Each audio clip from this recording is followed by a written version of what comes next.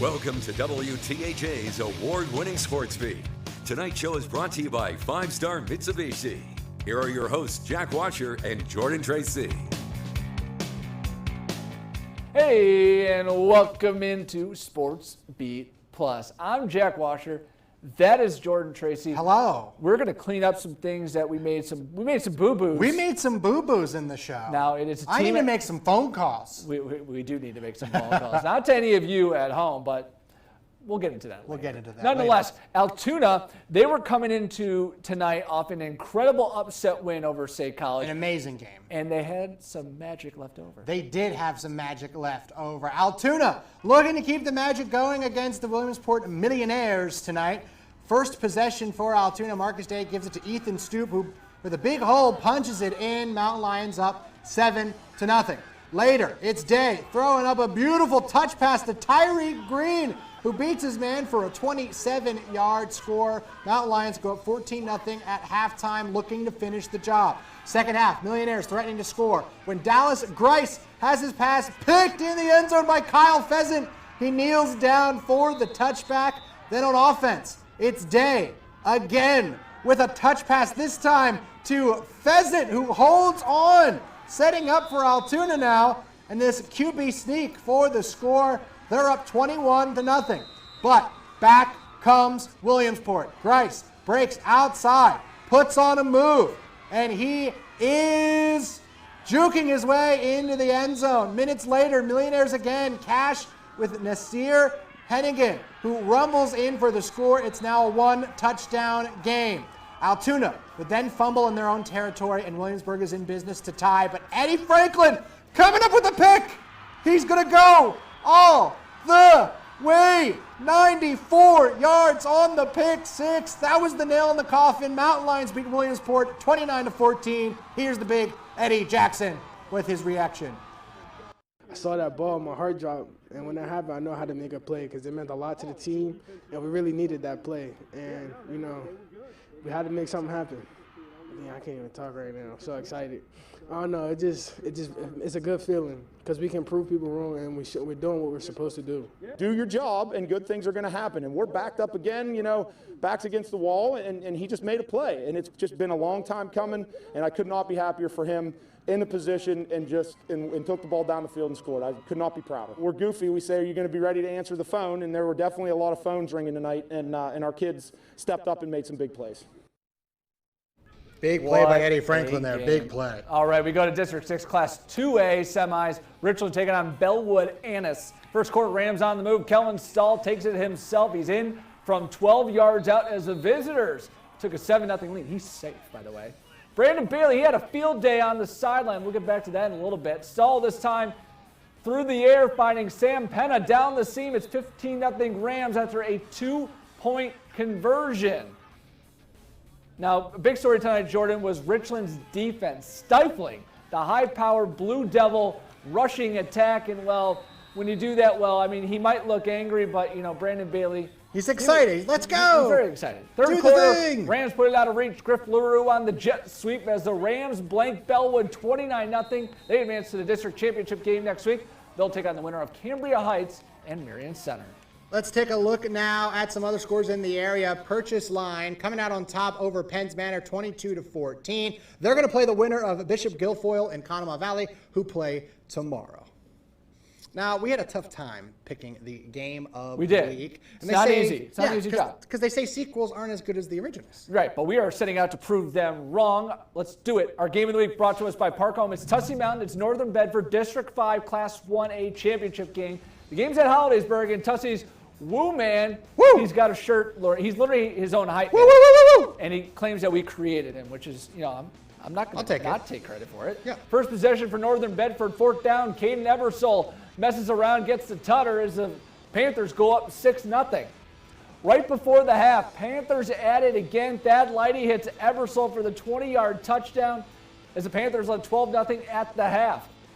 Tussey, though, would have some life in the third. Caden Luco with a 2-yard touchdown in his pap. Just happens to be the Woo Man. He gets excited about it as Northern Bedford's lead cut to 12-7. Fourth quarter, it belonged to the Panthers. Check out this beautiful pitch and catch Leidy to Brady Clark, putting the Panthers up 25-7. Let's take another look at that. Look at that dangerous combo. Gets to the foot down, and then we'll tack on another touchdown. Leidy to Brooks Snyder on the play action. Northern Bedford goes on to win it 32-7. Our Peter Terpstra, he was there for it all, and he joins us now with more. Hey, hi, hello. Right now, Northern Bedford is getting its District 5 championship medals and championship trophy. The senior class is going out on top after getting revenge and taking down Tussey Mountain in the championship game. We've been out here working hard since summer, and we didn't know if we were for sure going to have a season because of all the COVID stuff, but we came out here, performed well, came out on top. Our defense, they came out here and they played really great. They did everything. We practiced all week. We were slanting hard, making tackles. That's what it came down to. And on offense, came and made big plays. It means everything to me, actually. We've been here 3 times. Before this year, we were 1-1. Now we're 2-1. I love it. That marks 7 straight wins for Northern Bedford. Keep in mind, they lost the first game of the season, and they've rattled them all off to get to this point. Reporting from Hollidaysburg, Peter Terpstra, WTAJ Sports. All righty, Pete. Now for the Battle of the Bison. Clearfield Bison hosting the Bedford Bisons. First quarter, Mercury Swain, best name in the game, finds his man, Steven Ressler, up top for a long touchdown. Bedford leads 6-0. Second quarter, after a Clearfield fumble, Swain is going to find Ressler again. Wide open downfield, and he's going to take it to pay dirt. Bedford leads 12-0. Now Clearfield would respond, drive down the field, and it's Oliver Billett. He's going to punch it in from 1 yard out, cuts the lead to 12-7. Now, Bedford would score again before half. Swain from a few yards out to make it 19-7 at the half. There it is right there, folks. Second half, Bedford would continue to pour it on as Swain would find Ressler for their third touchdown connection, and Bedford moves on and advances with a 40-21 victory. Coach Steele picks up his 100th win in the game. I do get the touchdowns, but it's all the line, and it's all the receivers setting up stuff, and everyone just does a heck of a job on every single play, and they do an amazing job. I've been fortunate to have a lot of good assistant coaches, and number one, have a lot of great players. I've been very fortunate as a head coach to have lots of special young men to coach, and certainly this group is very near the top of the list, if not at the top. Now we go to the District 6 Class 4A district title game. Bellefonte taking on Juniata at Mansion Park. Jacob Kondo for Juniata throws it. Yanil Ortiz for the touchdown. Juniata would tie the game up at 7 apiece. Later in the second quarter, Bellefonte's quarterback Jalen Emmel busts through a seam and he scores on a 65-yard touchdown at the half. This would be tied at 14, so we got a good one down to the wire. Third quarter, Emmel at it again. This time a little shorter, probably about 7-8 yards out, but he's in for another touchdown. It's 21-14 Bellefonte, but it would not be enough as Juniata scores the final 10 points of the game as they take this one 24-21, the final. To Wittenberg we go. Ramblers hosting Chestnut Ridge. Both teams hoping for some fireworks in this one. First quarter starts with the Ramblers. Aiden Gray finds Aaron Willis on the sideline. He spins out of a tackle and gets the Ramblers to the 10 before getting pushed out. Reverse by Wittenberg. Gives it to Dylan Tomlinson. 7 yards for the score. Ramblers strike first, up 7-0. Get that cough away from me. Let's go to the second quarter. Same score. Ridge with the ball. Logan Pfister is going to run and take this one for the first down. A few plays later, it's Pfister faking the handoff and running it on the keeper. 10 yards to pay dirt, all tied at 7. Next drive for the Lions. Pfister pump fakes, goes up top to the open Joe Gardner, who's wrestled down near the 20. A few plays later, it's Pfister keeping it, weaving, finding his blocks.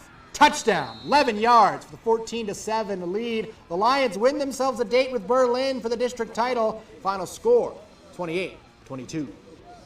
Now, Jordan, a lot of fun this season with Brookville, and they're led by star quarterback Jack Crew. Yeah, the Raiders back in the District 9 Class 2A title game. Don't just disperse Boomer's name.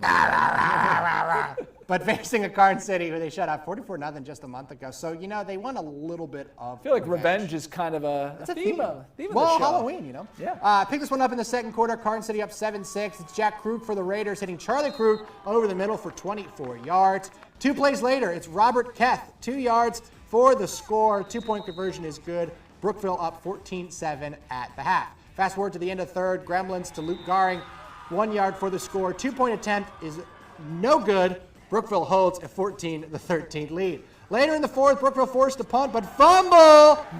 They pick it up on the 29-yard line, but Carson City would hold them. 9 seconds remain in the game, 2nd and 8 on the 10. Carson City, Owen Colwell up, and it is good! Carson City is the District 9 AA champion. 16-14 is the final. Time now for our Head of the Week, sponsored by Patterson Automotive. We're going back to the Wimber game. It's linebacker Blake Klosky clocking his guy. Big hit in the middle of the play.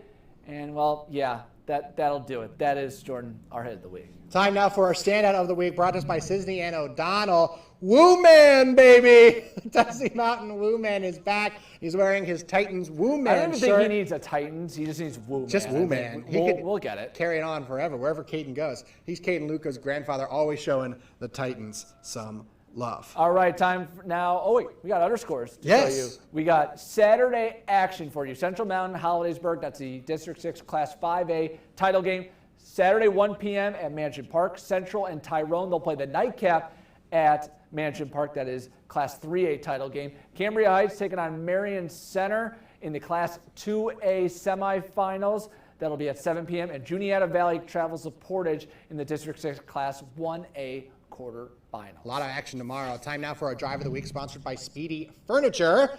It goes to Carson City's game-winning drive, this 15-yard run. You get to the 29-yard line and help the Gremlins in position to kick the game-winning and district title-winning field goal with 9 seconds left in the game. That is our Drive of the Week. All right, time for our Player of the Week, brought to us by Walker and Walker Equipment. It's Chestnut Ridge's Logan Pfister, a gritty performance by the senior quarterback. 16 carries, 177 yards, and 4 touchdowns as he leads his team to the district title game. And finally, our Play of the Week, brought to us by Belding and Mole. It's Eddie Franklin picking off the pass and going all the way, sealing the deal. Looking like Eddie Jackson. Looking like Eddie Jackson. Who's Eddie Jackson? Did I make a reference earlier? All-pro safety, Chicago Bears, has multiple pick sixes in his career. So it makes sense. Eddie, he accidentally called you Eddie Jackson, but you know what? That's a compliment. It's a compliment and it works. It's been a long night. Say goodbye, Jordan. I can't do it. Say goodbye. You say goodbye. Goodbye and walk off. You goodbye and walk off.